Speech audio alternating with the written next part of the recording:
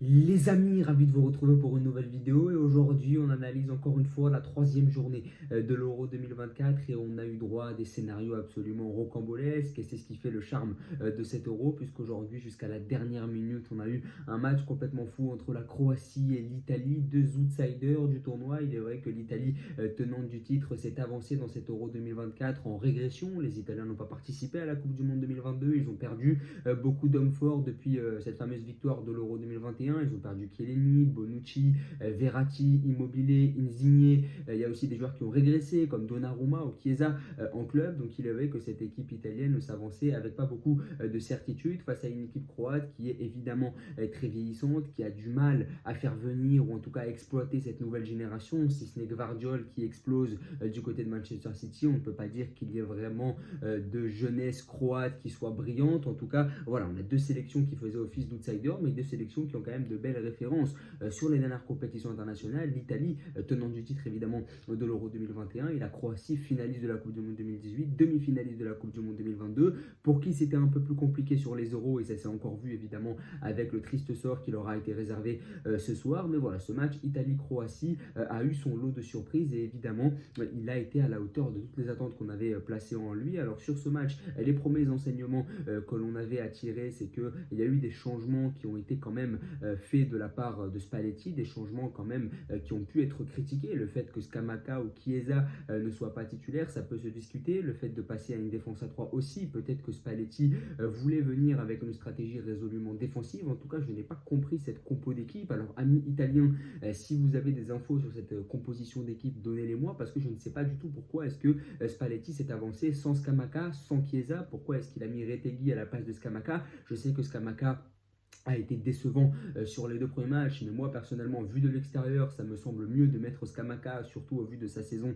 face à l'Atalanta, plutôt que de mettre Retegui, d'autant plus que la défense croate a montré beaucoup de défaillances sur les deux premiers matchs, notamment face à l'Espagne et l'Albanie, donc je m'attendais à ce que ce soit l'attaquant de l'Atalanta qui débute. Pourquoi est-ce que Chiesa n'a pas débuté là aussi? Pourquoi est-ce qu'il est rentré en fin de match? Surtout que son entrée a été bénéfique, puisque dès qu'il est rentré, l'Italie a commencé à faire le siège de la défense croate, donc là aussi j'ai quelques questions par rapport à ça. Mais sur la première mi-temps, on a eu ce 5-3-2 italien, à l'image de ce qu'ont pu faire les Allemands hier. 5-3-2 italien avec trois défenseurs centraux. On avait Darmian, Bastoni, Calafiori, donc défense assez solide. Et puis on exploitait énormément les pistons dans la largeur. Vous verrez sur la première mi-temps, toutes les occasions italiennes, toutes les situations que se procure la squadra azzurra viennent des côtés, que ce soit Di Marco, Di Lorenzo, que l'on allait chercher dans la largeur pour essayer de les exploiter au maximum. Et je me demandais pourquoi est-ce que Chiesa n'a pas commencé pour exploiter encore plus cette largeur. Je pense que Chiesa peut davantage exploiter la largeur qu'un Di Lorenzo. C'est vrai que si Di Lorenzo avait eu Chiesa sur son côté dès le début, peut-être que les Italiens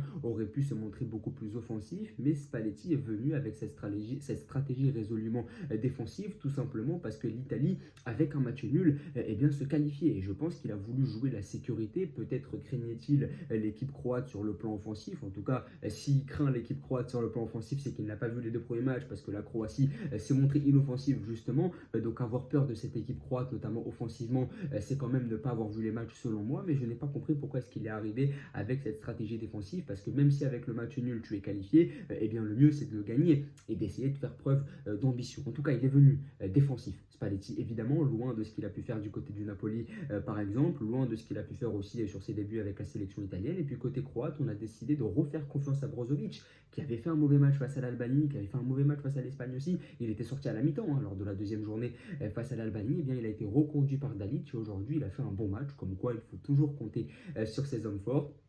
Et il est vrai qu'il a fait un bon match. Il a mis Susic, le jeune de Salzbourg, qui a été très remuant sur la première mi-temps. Lui aussi avait fait une très bonne entrée face à l'Albanie. Donc l'incorporation de ces deux mecs-là a fait beaucoup de bien au milieu de terrain croate. Plus de créativité, plus de justesse, plus de combativité. Parce que même si Brozovic a énormément déçu sur les deux premiers matchs, eh bien, faut être constaté qu'aujourd'hui, il a apporté énormément d'équilibre dans ce milieu de terrain. Donc sur les choix, j'ai trouvé que la compo de Dalic était très pertinente. Et sur la première mi-temps, le 5-3-2 italien ne les a pas empêchés de presser face à une équipe croate qui s'entête toujours à essayer de ressortir proprement. Il y avait des coups à jouer sur le pressing, mais globalement pas un pressing très agressif et une équipe croate qui a pu ressortir proprement. C'est ce pourquoi on a assisté sur la première mi-temps notamment à un match plutôt fermé, un match plutôt tactique, comme même l'appelaient les commentateurs. Ça c'est un peu le mot facile pour dire qu'on s'ennuie lors d'un match quand tu es commentateur et que tu veux pas que les téléspectateurs fuient.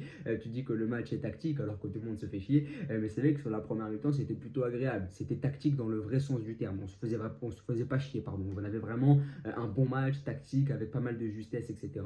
Mais en voyant cette équipe italienne, j'ai pas pu m'empêcher de me dire que cette équipe italienne ne méritait pas la qualification parce que ça manquait fondamentalement de qualité. La Croatie faisait tourner, la Croatie avait des joueurs de ballon, même si la Croatie se procurait pas énormément d'occasions et que c'est l'Italie qui s'est procuré la meilleure occasion de la première mi-temps avec cette tête de Bastoni magnifiquement sortie par Livakovic. Globalement, l'équipe qui tient le ballon, l'équipe qui joue, l'équipe qui affiche le meilleur visage pour pouvoir se qualifier en huitième, c'est la Croatie. Et cette équipe italienne, eh bien, je me suis dit qu'elle avait inexorablement régressé, qu'on en avait la preuve sur ce match-là face à la Croatie, qui est quand même une équipe qui a des références sur la dernière compétition internationale.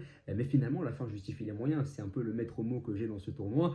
Ça concerne l'équipe de France, ça concerne l'équipe d'Angleterre, ça concerne Nagelsmann hier avec l'Allemagne aussi, mais ça concerne aussi l'équipe d'Italie, puisqu'au final, sur la deuxième mi-temps, ça s'est complètement emballé. Il y a eu ce penalty sur cette main de Fratesi, donc arrêté par Donnarumma devant Modric. D'ailleurs, Modric ne tire pas très bien les penalties. Il en avait déjà raté un face à Manchester City, on s'en rappelle, sur la séance de tir au but en quart de finale de Ligue des Champions cette année, face à Donnarumma qui est absolument impérial dans l'exercice. Donc Modric rate son péno, Donnarumma l'arrête, et puis derrière, il y a une nouvelle situation pour la Croatie, et là, Modric va marquer. Et d'ailleurs, la défense italienne est complètement défaillante sur le but de Modric. Magnifique but de Modric d'ailleurs, j'ai trouvé dans la finition chirurgicale, mais une défense italienne qui a lâché son gardien. D'ailleurs, ça s'est vu sur les images de Donnarumma qui était absolument furieux contre sa défense.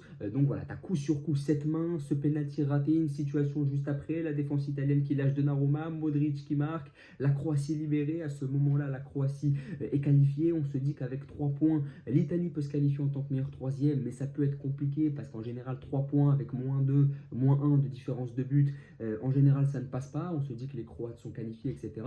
Mais on se rappelle aussi que les Croates avaient concédé l'égalisation à la dernière minute face à l'Albanie. On se rappelle que les Croates avaient déjà pris 3 buts face à l'Espagne, 2 face à l'Albanie. Donc on se dit que cette équipe croate est fragile défensivement, et un peu de nervosité aussi.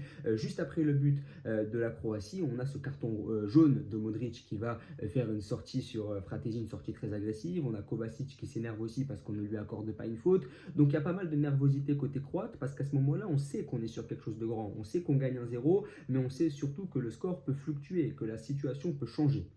Et on a senti quand même pas mal de nervosité par rapport à ça. Et les Italiens ont commencé à pousser. D'ailleurs, ça s'est matérialisé par la très bonne entrée de Chiesa, par l'entrée de Scamacca, et c'est là que Spalletti, un peu paniqué, a décidé de sortir l'artillerie lourde, et il a eu raison, puisque l'Italie a eu un moment de 5-10 minutes après le but croate, durant lequel ils ont vraiment dominé et assiégé le but croate, mais ça s'est rapidement estompé, et de la 75e à la 90e, je me dis qu'il est impossible que l'Italie revienne, parce que cette situation un peu d'euphorie après le but croate qui ont reculé, eh bien je me dis qu'à ce moment-là, cette euphorie est terminée, que les Croates vont être en gestion, et en fait, il a suffi d'un oubli à la 90 plus 7. Il a suffi d'un oubli. On laisse Zaccagni tout seul parce qu'on est trop concentré vers l'axe. On veut les empêcher de venir vers le but. C'est très symptomatique d'une équipe qui a peur.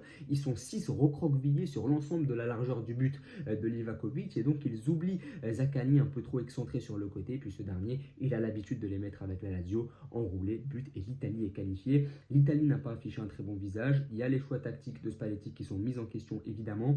Il y a le fait que cette équipe a régressé, qu'elle a raté la Coupe du Monde 2022, qu'elle a beaucoup moins de talent qu'il y a quelques années, mais là ils sont en 8e de finale contre la Suisse. La Suisse, ça n'est pas la mer à boire, même si la Suisse a montré un très bon visage lors de ses phases de groupe, qu'elle a déjà fait le coup en 2021 face à l'équipe de France. Je pense quand même que l'Italie, en vertu de son titre en 2021, en vertu de sa qualité de tenant du titre de la compétition, s'avance quand même comme favorite, mais c'est une équipe très moyenne d'Italie, et il ne faut pas non plus se cacher derrière ce but de Zaccagni. Le but de Zaccagni, ça n'est que l'arbre qui cache une forêt qui est très défaillante côté Squadra Azzurra. Et puis pour la Croatie, c'est évidemment très triste parce que la Croatie a montré du jeu, mais la Croatie a aussi eu pas mal de malchance. Le but à la dernière minute contre l'Albanie, but à la dernière minute aussi aujourd'hui contre l'Italie, mais après défensivement tu as montré beaucoup trop de failles. Le fait de prendre 2 buts dans le Money Time comme ça sur 2 matchs, ça ne pardonne pas.